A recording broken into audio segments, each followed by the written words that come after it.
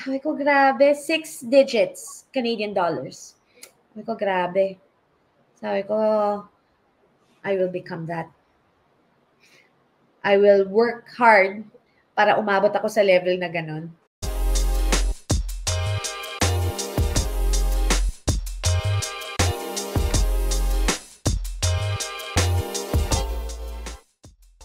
Yeah. With what you're doing, I noticed, no, or at least yung nakwento mo na meron kang work sa Philippines, tapos may full-time work ka sa Canada, and now your new business.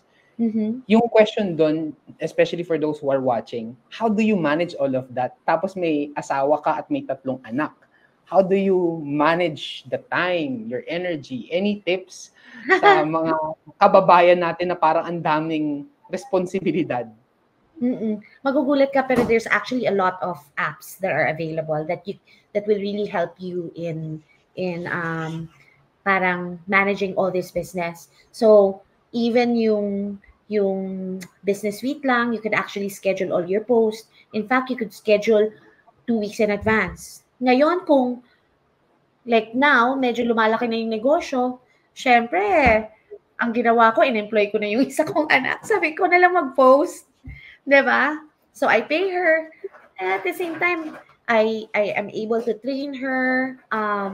Like she learns about social media. She learns about all these things. Diba? So parang hitting 2 birds in 1 stone. At daming ways to be able to do it. So it's just really tapping into yung expertise din ng mga other business owners na nauna sa amin. Minsan tatanungin ko lang din sila, paano siya ginagawa? How does it work for you? Ano ba yung mga ginagamit yung tools? Ano ba yung ginagamit yung para lang magawa nyo to ng mabilis? Kasi makikita mo yung lifestyle ng mga tao dito. Grabe, parang they're traveling all the time. So, siguro, ako, kung trabaho yung akin sa kanila, puro travel, nakakatuwa na nagagawa nila and they're able to spend a lot of time with the family.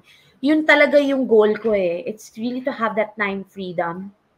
And sana mag-retire ako nang hindi pa ako masyadong matanda. Diba? Yung kaya ko mag-enjoy, na hindi ako nag-worry. I've actually followed one of the business owners. He actually went home to the Philippines.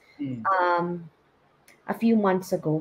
Grabe, for 9 months. Hindi nagtrabaho, Neil. Nag-attend lang ng meetings. Tapos, he came home here. Aba, laki ng kinita. Sabi ko, grabe, 6 digits, Canadian dollars. Sabi ko, grabe. Sabi ko, I will become that. I will work hard para umabot ako sa level na ganun.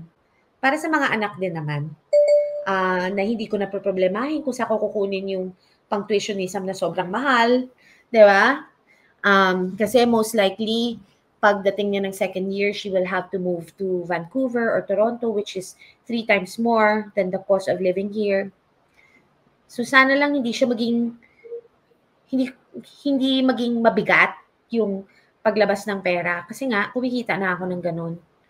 So, yun lang naman talaga yung goal. Hindi naman yung greedy tayo na para, di ba, maging sobrang yaman. Pero akin lang, I want to have that financial freedom na okay lang, sige, gastos. Hindi ka mag-worry, di ba? Yeah.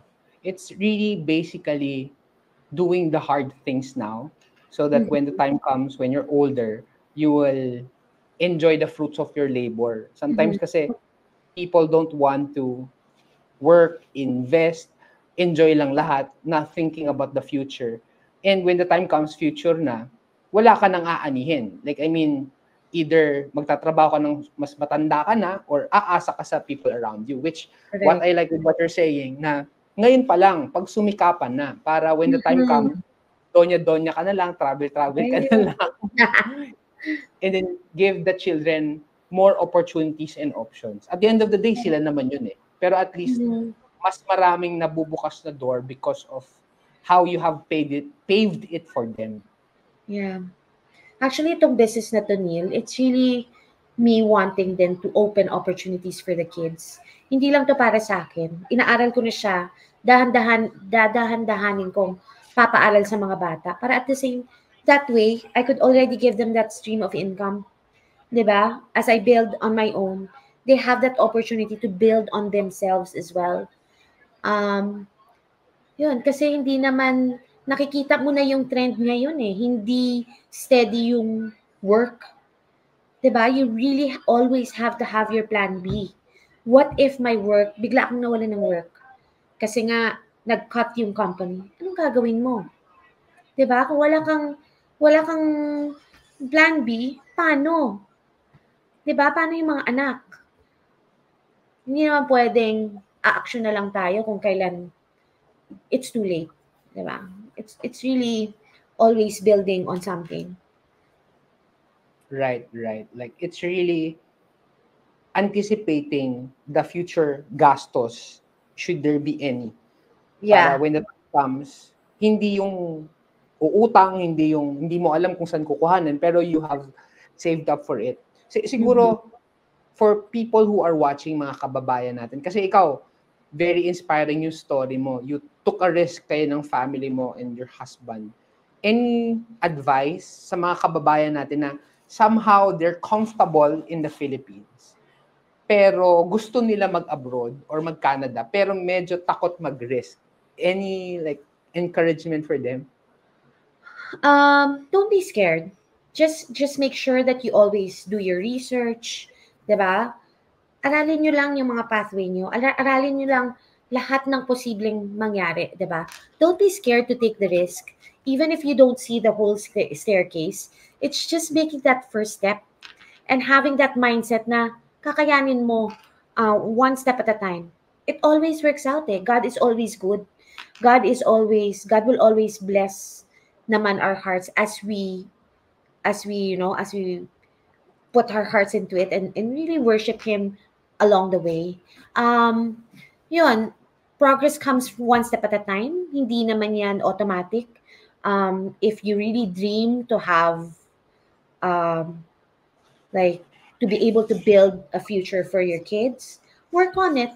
Dahan-dahan, aralin nyo yung pathway, kung ito talaga yung gusto nyo, aralin nyo kung paano kayo makarating dito the best way possible. At the same time, kahit kung gusto nyo magnegosyo, ganun din. Don't be scared to make the step. If you fail, at least you've tried. Diba? Kasi kung hindi, you will always have that in your mind na parang, what if, diba? So wala kayong pinagsisihan. You've tried. And you've exhausted all your efforts to give, to be able to reach your dreams.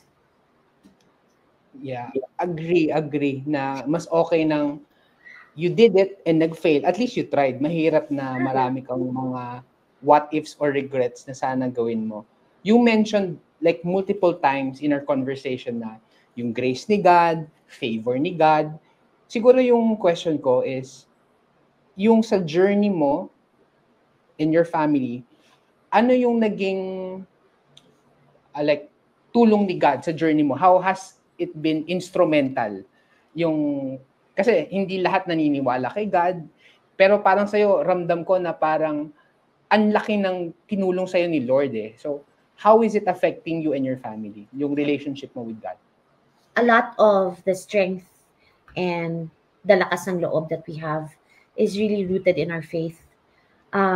We know that God has plans for us, and the fact na nakarating kami dito, I know that talagang we have that faith na God has really put us as in this land to be ministers of this land, 'di ba? And ako, Neil, kami ng husband ko and kami ng family namin, parang it's all, hindi na mawawala sa amin yung ministry. It's always gonna be a part of us. Everywhere we go, our goal is really to really inspire and help people as we move along. And feeling ko nakatulong siya sa amin na ganun yung mindset namin, na hindi kami masyadong nakafocus sa sarili namin. A lot of our focus is really helping our kids, helping others, helping people who we work with. So kahit papaano, hindi kami masyadong nagsi-self-pity. We always pray, and we always make sure that we're inside a church community. So yung una talaga naming naging step when we came here is really to look for a church community. And it has really helped us a lot. Being connected with fellow believers, with people who pray for us from here and back home. Talagang ang laking tulong niya. Siguro without it, Neil, siguro madedepress ka rin talaga kasi nga there's a lot of moving parts. Like, ay, akala ko okay na. What happened? 'Di ba? Pero kung wala ka talagang Lord sa center, talagang you will be shaken. Magugulo ka talaga. Bakit ganito, Lord? Akala ko dapat smooth flowing siya. Akala ko picture perfect siya. Hindi eh. It's really just directing everything to God na, Lord, always giving it back to the Lord na, Lord, kung ano man yung plano mo, I will just trust. It's really trusting lang talaga na this is already all in His plans. It's just a matter of really abiding and following and believing na it will all work out in the end. Agree. Kasi, di ba, many are the plans in the mind of the man, but it's the will of the Lord that will prevail. Yun yung, like, maganda dun eh. Even if hindi natin nakita, God has a great plan for us. Ang tanong dun, will you trust God's plan unfold in your life? And will you obey?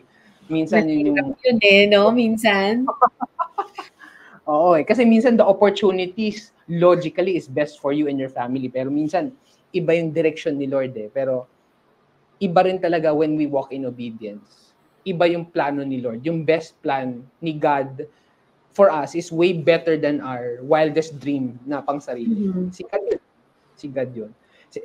Siguro as we close, no, alam ko kasi baka inuumaga na dyan. I mean, I have more questions, pero siguro any last words, parting words for people who are watching? Yun lang. Take risk. Don't be scared. As long as you've prayed for it, be bold in taking that first step. Because yun nga, like what I said earlier, diba? Every step, like every great journey begins with a single step. So as you diba parang faith without works, diba, is parang dun mo makikita yung faith mo rin kay Lord eh. As you give that, yung meron kang lakas ng loob na, sige Lord, bigay ko sa'yo to. I will trust you and I will go and follow. Meron naman kasing peace yan. Siguro yun lang, yung having that willingness to really obey the Lord with wherever He wants to bring you. Yun lang. Agree. And you are where you are because of yung obedience mo kay Lord. Pero syempre, hindi lang siya puro faith lang na, hindi, Lord, bahala ka na, pero walang action. So it's important na, yes, have faith in the Lord, but also do your part in being faithful and fruitful. Siguro as we close, for people who are interested in wanting to join the business that you are in, how can they reach out to you? How can they message you? Or paano ba sila mag-join? Kasi baka yung mga people who are watching, they want to have that business that you have. They could actually just visit the website. I would also give it to you, Neil, but it's www.cheryluigarcia.com, or they could just find me in Facebook. Sumasagot naman ako sa lahat. Wala tayong hinihindian. Like, as long as I'm free, I would respond to messages. Yeah, and I would gladly give you the links and the steps on how you could start and explore and see if this business is for you. Yeah. Right. Yeah. So we will also put the links sa description below. So thank you so much, Cheryl. I enjoyed our conversation. Nakakatuwa yung mga kwento mo. I'm sure marami pa, pero may next time pa naman. So thank you, Cheryl. Most welcome. Maraming salamat. Even you are in the different side of the world. So guys, thank you so much. Again, don't forget to like, share, and subscribe. Thank you so much. Thank you, Cheryl. Thank you, Thanks, everyone. Neil. Thank you.